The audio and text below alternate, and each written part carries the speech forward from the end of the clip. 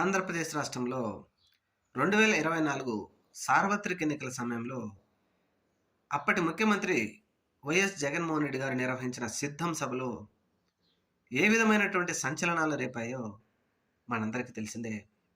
కొన్ని లక్షలాది మంది అభిమానులు, కార్యకర్తలు సిద్ధం సభలకు వచ్చారు.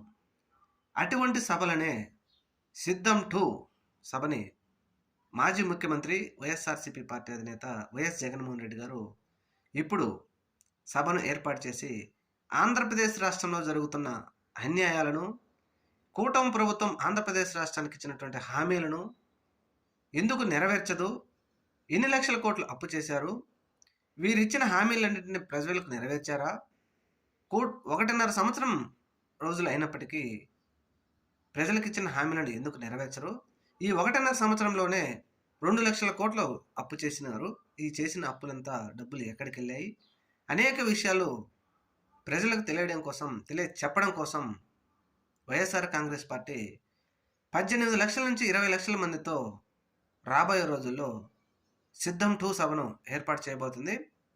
ఆల్రెడీ సిద్ధం 2 సభకి పోలీసులు కూడా పర్మిషన్ ఇచ్చినట్టుగా తాడేపల్లి నుంచి మనకు వచ్చిన విశ్వసనీయ సమాచారం.